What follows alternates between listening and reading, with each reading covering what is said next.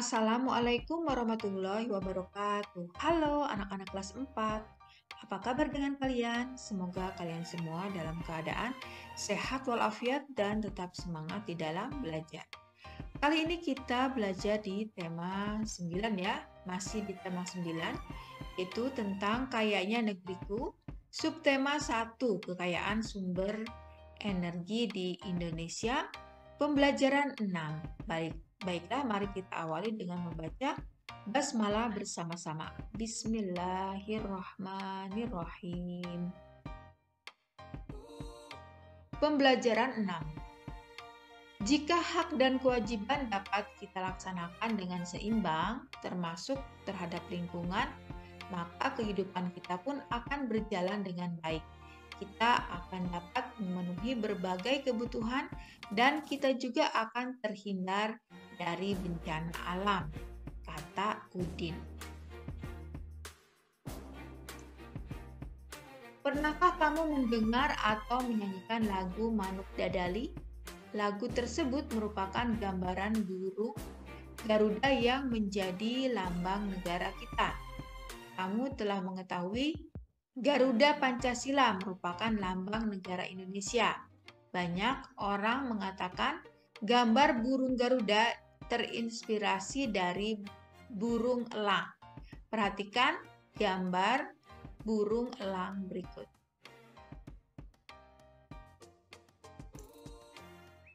Ayo membaca anak-anak konservasi elang di Halimun Salak.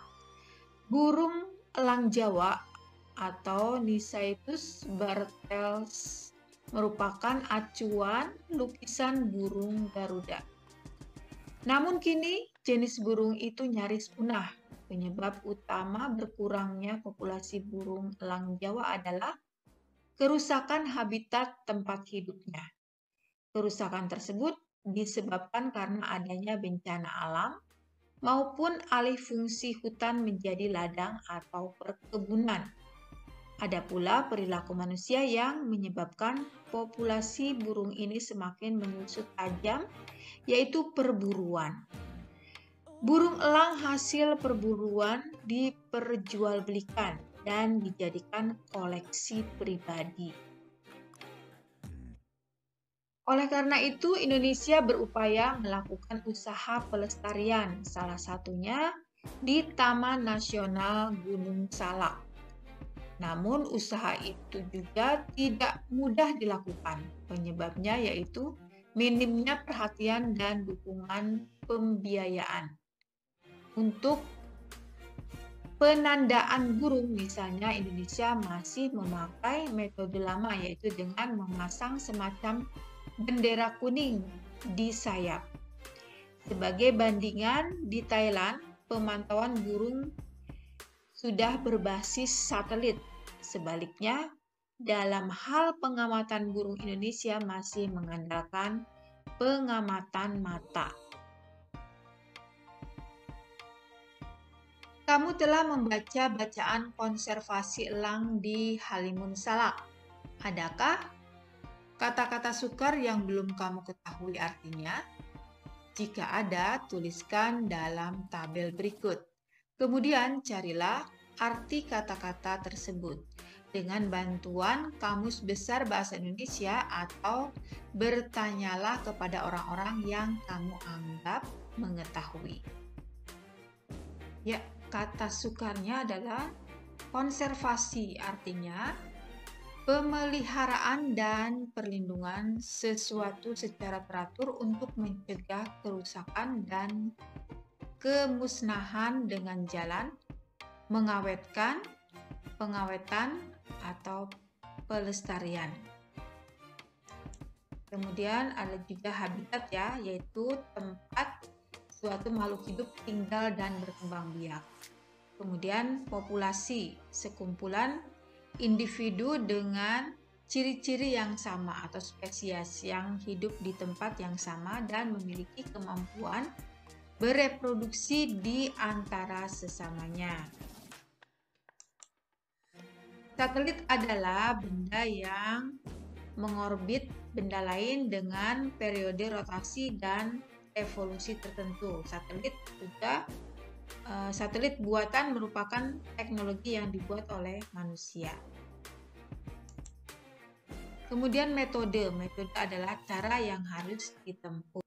Dari bacaan konservasi elang di Halimun Salak, kamu mengetahui beberapa dampak kegiatan manusia terhadap populasi burung elang Jawa. Apa sajakah itu? Lengkapilah peta pikiran berikut ya. Dampak kegiatan manusia terhadap populasi elang Jawa, yaitu perburuan, kemudian adanya bencana alam, kerusakan habitat tempat tinggal seperti karena kebakaran atau hutan gundul ya, atau penebangan liar. Kemudian juga alih fungsi hutan menjadi ladang atau perkebunan. Ayo berdiskusi apa yang akan kamu lakukan untuk ikut melestarikan burung elang Jawa. Diskusikan bersama teman-temanmu. 4-5 orang tiap kelompok. Tuliskan hasilnya dalam tabel berikut. Aku untuk ikut melestarikan elang Jawa. Nah, di sini ada sudah contohnya ya. Menyadarkan masyarakat untuk tidak berburu elang Jawa. Kemudian yang kedua, menjaga habitat tempat hidupnya agar tidak rusak. Tidak memelihara elang Jawa sebagai koleksi pribadi. Ikut mengawasi elang Jawa untuk mencegah perdagangan elang Jawa. Mengumpulkan dana untuk usaha pelestarian elang Jawa. Melaporkan pada pemerintah atau berwenang jika mengetahui perdagangan elang Jawa, melakukan diskusi dengan teman-teman dalam pelestarian elang Jawa, merawat hutan agar tetap hijau sebagai habitat elang Jawa, menjaga hutan dari kebakaran ataupun hutan gundul. Nah, di sini masih ada yang kurang. Apabila masih ada yang kurang, silahkan kalian menambahkannya ya. Ayo berlatih. Salah satu kewajiban manusia adalah menjaga lingkungan alam. Salah satunya melalui konservasi lingkungan alam.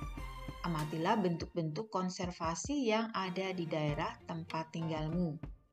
Carilah jawaban pertanyaan tersebut dengan bertanya kepada narasumber di sekitarmu. Kamu dapat bertanya kepada orang tuamu, bapak atau ibu gurumu, atau orang-orang lain di sekitarmu. Nah, nanti laporannya seperti ini ya, dibuat laporan hasil wawancaranya di sini. Misalnya narasumbernya siapa, tuliskan di sini. Kemudian jawaban dari pertanyaan itu apa. Nah, kemudian kalian simpulkan di sini ya. Nah, anak-anak, di sini terdapat informasi tentang contoh-contoh konservasi ya. Kalian bisa membacanya. Ya, sebagai bahan referensi kalian. Nah, kemudian ini sambungannya ya. Silahkan kalian baca. Seperti yang telah kamu ketahui bahwa konservasi merupakan pemeliharaan dan pelindungan makhluk hidup seperti hewan dan tumbuhan dan lingkungannya seperti air dan tanah secara teratur untuk mencegah kerusakan dan kemusnahan dengan jalan pelestarian. Oleh karena itu, sudah seharusnya kita semua melakukannya. Hal tersebut bisa dimulai dari lingkungan terkecil kita seperti di rumah dan sekolah dengan berlatih melakukan konservasi terhadap tanaman. Telah kita ketahui bersama bahwa bangsa Indonesia memiliki kekayaan flora dan fauna, baik dari jumlah maupun beragam jenisnya. Flora berarti tumbuhan dan fauna berarti hewan. Bangsa Indonesia sendiri memiliki jenis flora dan fauna yang memerlukan konservasi untuk menjaga kelestariannya. Ada sebagian dari flora dan fauna tersebut telah menjadi simbol nasional bangsa Indonesia, seperti komodo, cendrawasih, burung elang Jawa, bunga anggrek, bunga rafflesia, bunga cempaka, bunga melati, dan lain-lain. Ayo bernyanyi salah satu lagu daerah yang menggambarkan jenis keragaman tanaman di Indonesia adalah lagu Bungong Jempa dari Aceh. Nah, untuk mengetahuinya, kalian silakan mendengarkan atau melihat di internet ya, agar lebih jelas suaranya. Nyanyikanlah lagu Bungong Jempa, berlatihlah hingga kamu hafal syairnya dan tepat nadanya. Selanjutnya, nyanyikan bersama teman-temanmu. Ayo membaca. Saat asik bernyanyi, Ayah Beni diam-diam memperhatikan dan mendengarkannya. Ketika selesai bernyanyi, Ayah bertepuk tangan. Wah, anak Ayah pandai bernyanyi. Suaranya pun merdu. Ayah, Beni jadi malu nih, kata Beni. Loh, kenapa malu? Tanya Ayah. Sebenarnya Beni tidak mengetahui arti lagu itu, Ayah. Oh, kamu ingin mengetahui artinya? Tanya Ayah. Iya dong ya, jawab Beni. Baiklah, Ayah akan beri tahu arti lagu Bungong Jempa. Artinya bunga cempaka. Bunga cempaka terkenal di Aceh. Bunga terlebih indah sekali. Putih kuning bercampur merah. Mekar sekuntum indah rupawan. Dalam sinar bulan angin ayunkan.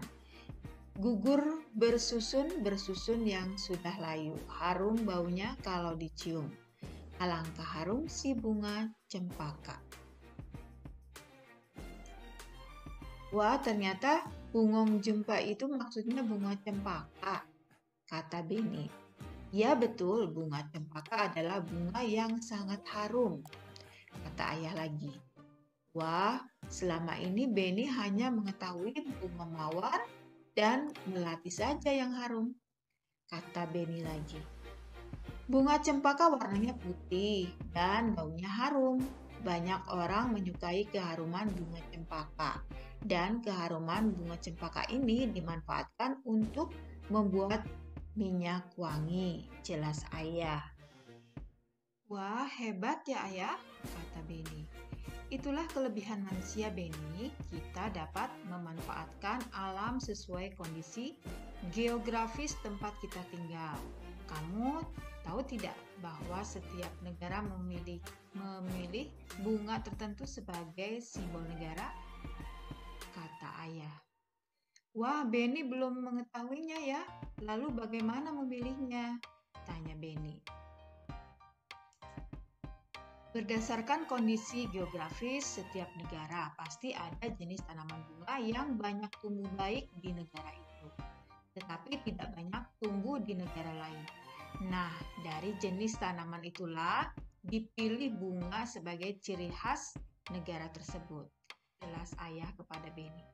Oh, begitu ya.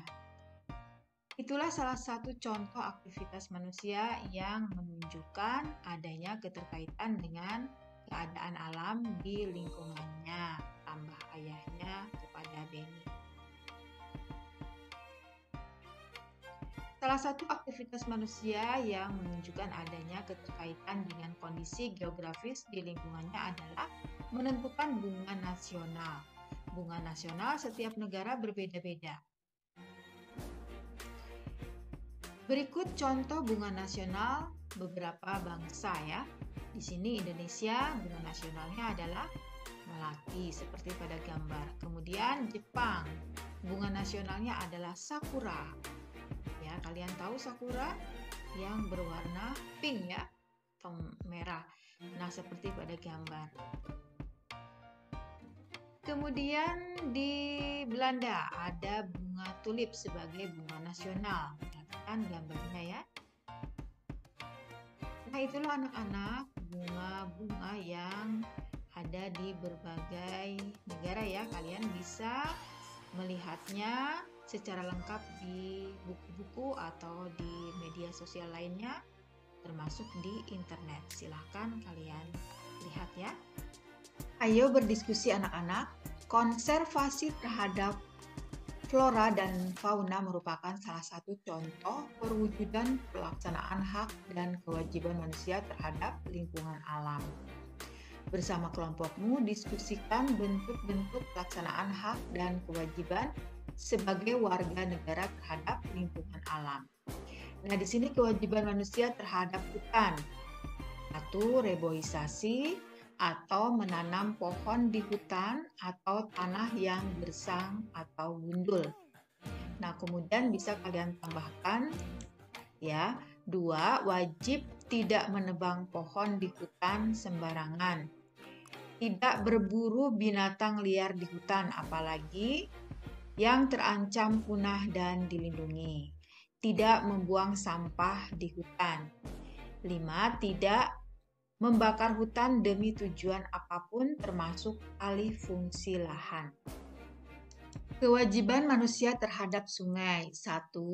Tidak membuang sampah ke sungai ya. Kemudian 2. Melakukan penghijauan di sekitar sungai.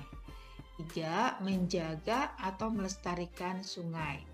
4. Membersihkan sungai dari sampah-sampah. 5. Mengikuti sosialisasi atau penyuluhan tentang kebersihan sungai. Kewajiban manusia terhadap hewan yang terancam punah apa saja? 1. Tidak melakukan perburuan ya.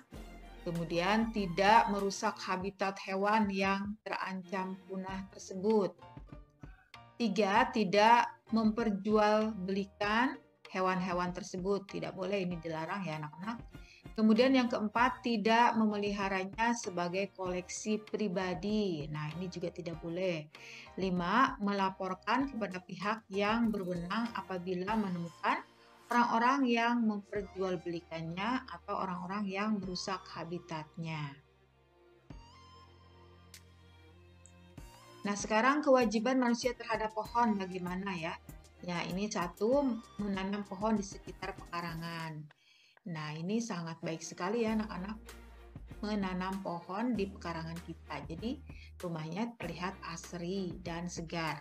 Kemudian yang kedua, menjaga dan melestarikan pohon dari kerusakan. 3. Menyirami pohon agar dapat tumbuh besar. 4. Melakukan reboisasi atau penanaman pohon.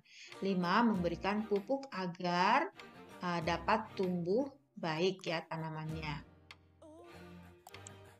Ayo renungkan. Nah, di sini ada pertanyaan-pertanyaan yang harus kalian jawab. Ini sifatnya personal ya. Silahkan kalian menjawabnya. Apa yang kamu pelajari hari ini? Manfaat apa saja yang dapat kamu ambil melalui pembelajaran hari ini? Keterampilan apa saja yang dapat kamu kuasai melalui pembelajaran hari ini? Apa yang akan kamu lakukan setelah melalui pembelajaran hari ini? Nah, silakan kalian tulis di sini ya anak-anak, sesuai dengan kemampuan kalian. Di sini ada kerjasama dengan orang tua. Ajaklah orang tuamu untuk menanam pohon di pekarangan rumahmu. Namun, jika tidak memungkinkan, kamu dapat menanam pohon di dalam pot. Rawatlah tanaman tersebut dengan baik. Berilah pupuk dan siramilah dengan rutin. Baiklah anak-anak, sampai di sini dulu pertemuan kita untuk kali ini ya. Terima kasih kalian sudah menonton videonya hingga akhir. Mohon maaf apabila banyak sekali kekurangannya. Apabila ada yang perlu kalian tambahkan, silakan kalian tambahkan ya. Nah, marilah kita tutup dengan membaca hamdalah bersama-sama. Alhamdulillahirobbilalamin. Wassalamualaikum warahmatullahi wabarakatuh. Sampai jumpa lagi di video berikutnya ya.